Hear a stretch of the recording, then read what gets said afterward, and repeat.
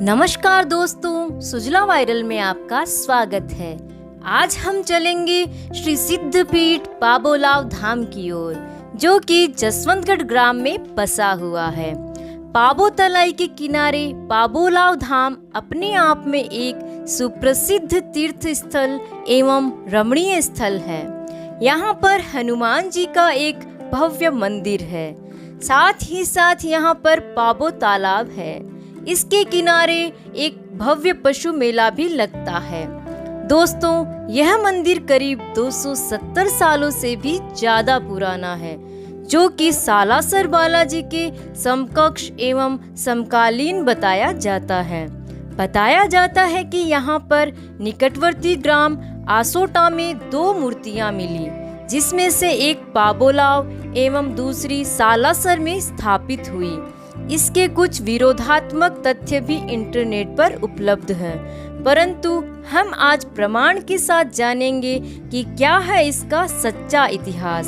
दोस्तों, पाबोलाव धाम अपने आप में एक सुप्रसिद्ध रमणीय तीर्थ स्थल है, जहां पर वर्ष भर हनुमान भक्तों का तांता लगा रहता है।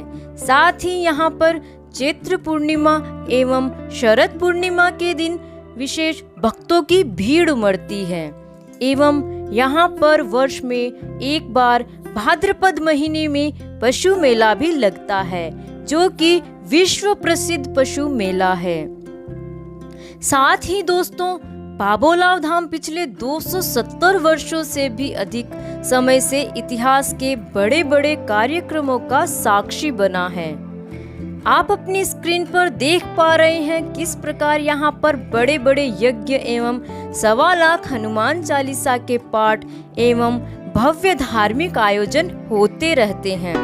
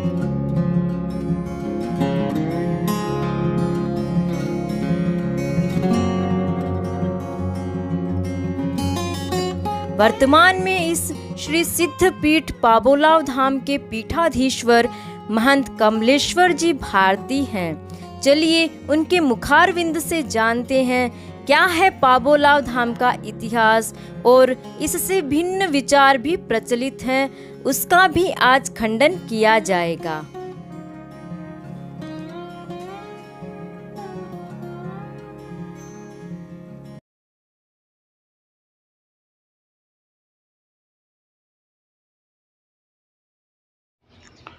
बोलिए श्री पाबोलाव धाम की।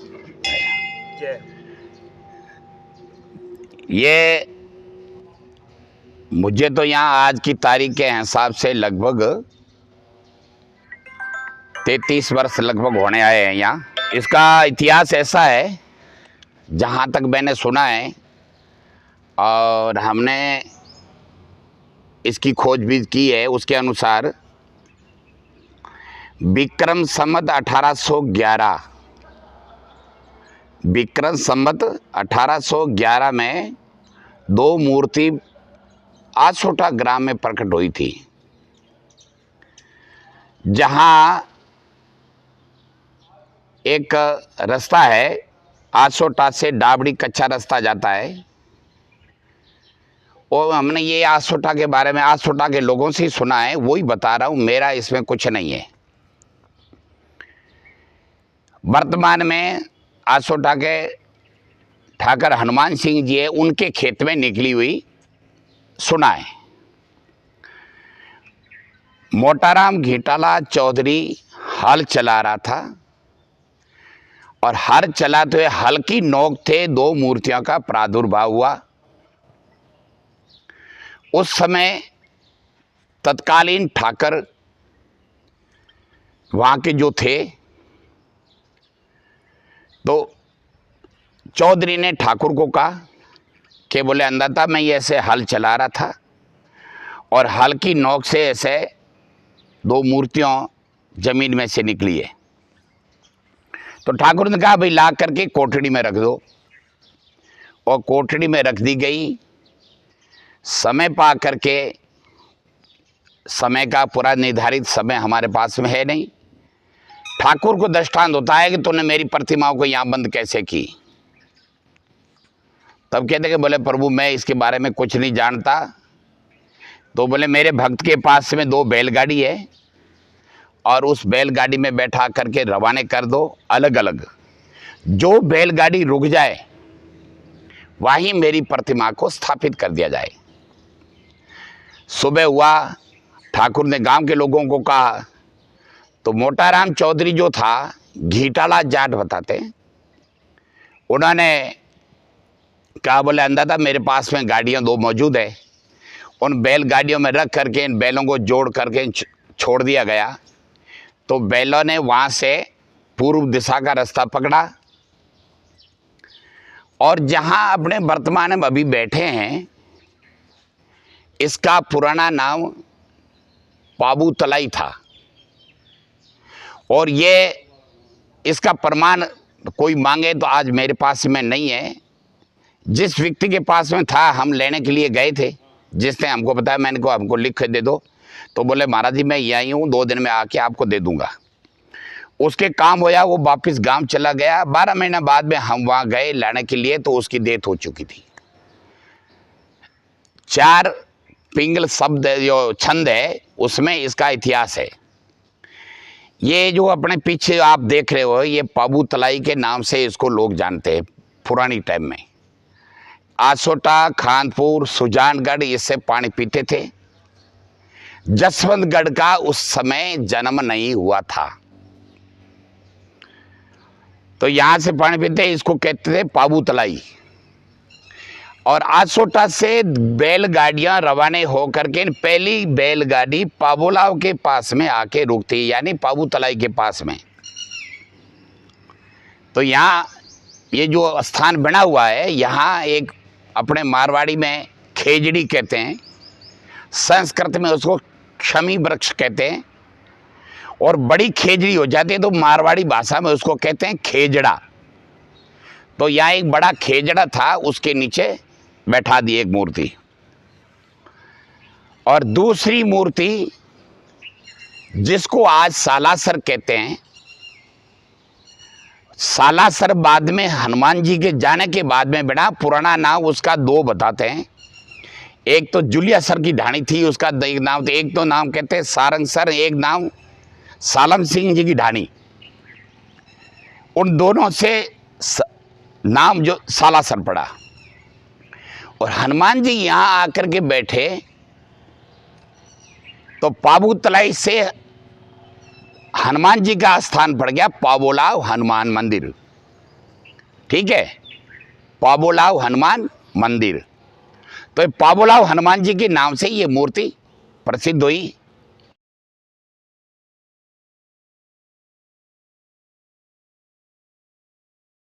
फिर मैं यहाँ 21 मई को यहाँ आया। जब मेरे को सालासर लेके गए, उसके बाद हमें यहाँ कोई प्रोग्राम किया, तो जो मोटाराम के परिवार ने मेरे को अच्छा सहयोग किया यहाँ। फिर उन्होंने कहा, बोले महाराज जी ये मंदिर के आगे नाम लिख दो कि ये मोटाराम के परिवार के द्वारा निर्मित है। तो मैंने कहा भाई ऐसा किसने बनाया, क्या है ये, मेरे पास में जब तक पूरा प्रमाण नहीं मिलता है मैं इसका नाम को नहीं दे सकता। फिर यहाँ से 4 आदमी, जिसमें वर्तमान में आज जो पदमपुरा के शौक जी तहसीलदार थे, अभी वर्तमान में नहीं है, वो 3-4 आदमियों को लेकर के टोंक जिले में इनका राव रहता, उसके पास में गए। वो प्रमाण मेरे पास में, उसमें 2 मूर्तियों का उल्लेख है और मोटाराम जी के हाथ से निकली है। और वो अब लगभग 24 वर्ष पहले का वो मेरे पास में लिखा हुआ है, मैं प्रमाण दिखा दूंगा वही बाट के माध्यम से। मेरा उसमें कोई प्रमाण नहीं है। कोई कहते बाबा जी ने ये क्यों बोला, ऐसे कैसे हैं, कोई आज भी 2 कहते भाई 3 मूर्ति थी। हमने 3 मूर्ति नहीं सुनी है, आसोटा के लोगों से ही 2 मूर्ति सुनी है। और उसमें जो लेख है वही भाट का, उसमें 2 मूर्तियों का लेख है।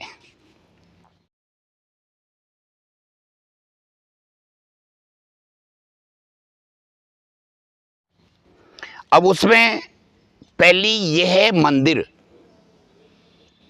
आसोटा का कहलाता था। विक्रम संवत 1800 से आज 270 वर्ष हो गए। अभी 2081 चल रहा है, आषाढ़ का महीना चल रहा है अभी, और सामने श्रावण आने वाला है। और जसवंतगढ़ में ये कब आया? जसवंतगढ़ को जन्म हुए हुए लगभग 135 से 140 के बीच में 1993 में जसवंतगढ़ में 100 कुंड यज्ञ हुआ था और उसकी एक स्मारिका छपी। उस स्मारिका में 108 वर्ष का उल्लेख है। भाई 108 वर्ष जसवंतगढ़ को हो चुका, तो उस समय आप अनुमान लगा दें कितना वर्ष हुआ है। उसके बाद ये मंदिर जसवंतगढ़ की सीमा में आया।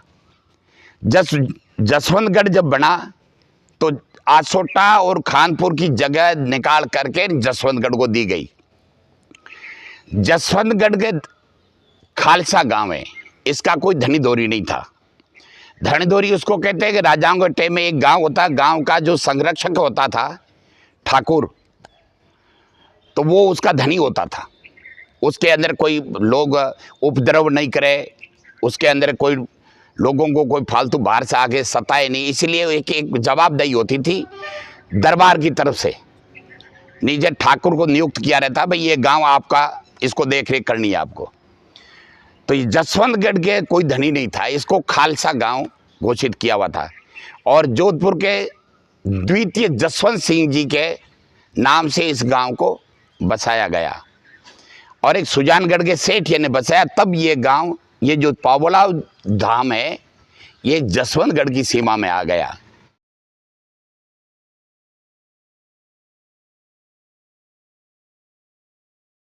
उसमें यह है कि पुरानी टाइम में बहुत कुछ है, 12 महीना 2 वर्ष का डिफरेंस मिलता है। फर्क मिलता है। उसमें उस समय थोड़ा सा लोग ज़्यादा पढ़े लिखे इतने नहीं थे, होशियार नहीं थे, तो मूर्ति तारीख नहीं, आपके विक्रम संवत 1811, ठीक है, श्रावण का महीना, शनिवार, नवमी तिथि सब एक है। साल का इसलिए कि उस समय, आजकल तो साधन है, फ़ोन करके किसी को जब चाहो तब बुला सकते हो आप भाई भाट को, लेकिन उस टाइम में ये साधन कोई था नहीं। भाई भाट घूमता घूमता कब आता, 4 वर्ष में, 10 वर्ष में ऐसे आता। तो वो मूर्ति निकलने के बाद में 2013 में इनके पास में भाई भाट आया है, और भाई भाट को लिखा, तो वो जिस दिन लिखाया वो तारीख लिख दी। बाकी भाई भाट का मेरे पास में एकदम पुख्ता प्रमाण है। टोंक जिले का इनका भाई भाट है, शैतान सिंह उसका नाम है। उसने प्रमाणित किया है भाई ये जो मूर्ति है आसोटास से निकली, 2 मूर्ति निकली, जिसमें एक यहाँ रुकी एक वहाँ गई, ये इसका प्रमाण है।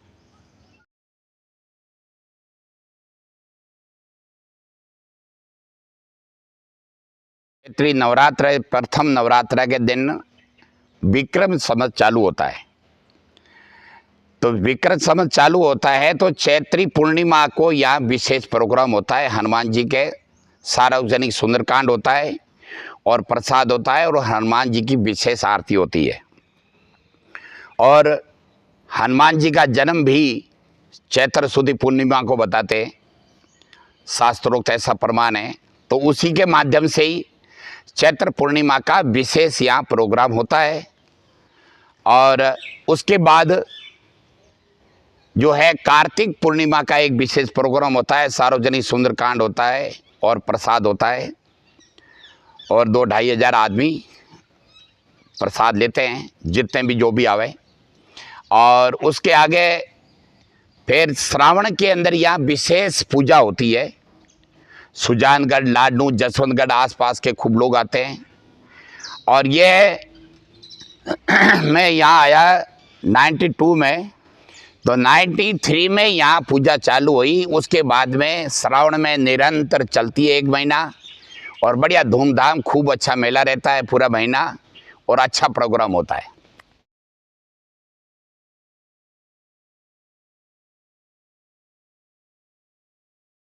मैं 92 में आया, उसके बाद में यहाँ धीरे धीरे यहाँ 2-3 यज्ञ हो चुका।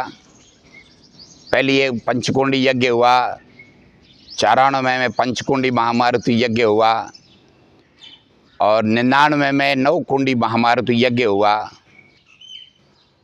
और फिर थोड़ा मेरी पढ़ाई करने के लिए मैं बाहर चला गया था। उसके बाद में 2008 में 1.25 लाख हनुमान चालीसा हुआ, और 21 कुंडी पीछे यज्ञ हुआ। उसके बाद में यहाँ अपने आजकल बहुत प्रसिद्ध है मुरलीधर जी, संत मुरलीधर जी जोधपुर वाले, 2013 में उन्हें 108 रामचरितमानस नवहान पारायण और उनकी राम कथा रखी गई। उसके बाद में 2014 के अंदर हमने फिर इसका निर्माण चालू किया। कमेटी भी बनी हुई है, रजिस्टर्ड कमेटी है, और उसके अंदर ATG भी मिली हुई है। उसके बाद में 2008 के बाद जो है आप उधर वो गेट बना हुआ है, उसके बाद में इधर ये भोजनशाला बनी हुई है, 2 मंजिला मकान है, पीछे कमरे हैं। और अभी ये दूसरा भव्य आपका सामने जो है, सामने का जो विकास होया वो आपके सामने है। बीकानेर के बामाशाह है, सेठ लगा रहा है पैसा। और आगे भविष्य में 4-6 महीना बाद में पीछे मंदिर का भी पुनर्जीर्णोद्धार होगा।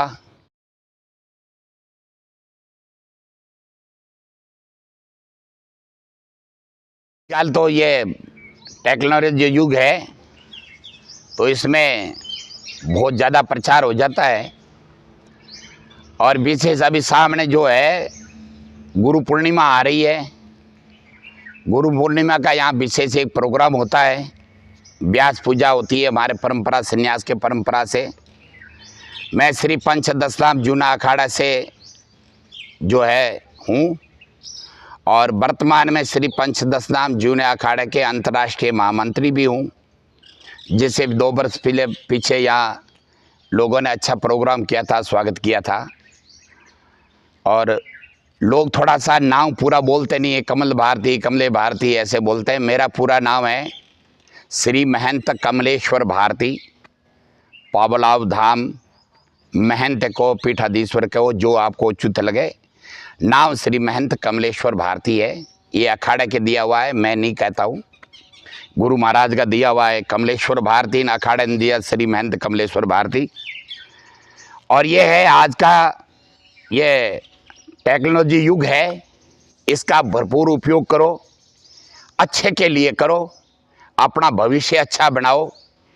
इसका गलत उपयोग करके न अपना जीवन को बर्बाद न करें, अपने देश के साथ में जुड़े रहें, अपनी संस्कृति के साथ में जुड़े रहें और भारतीय संस्कृति का उत्थान करें। और भारतीय संस्कृति तो आगोतर जो आगे से आगे बढ़ती रहे और हमारे समाज में एक भाईचारा बना रहे, ऐसा जो है इसके साथ में जो है टेक्नोलॉजी युग के साथ में जुड़ करके इसका भारतीय संस्कृति का विकास और उत्थान करते रहना चाहिए। और भारतीय समाज, हिंदू सनातन समाज का उत्थान करता रहना चाहिए। और वही काम करो जो समाज को अच्छा लगे। ऐसा कोई कदम मत उठाओ जो हमारे और हमारे समाज को या हमारी परंपरा को ठेस लगे। जय श्री राम।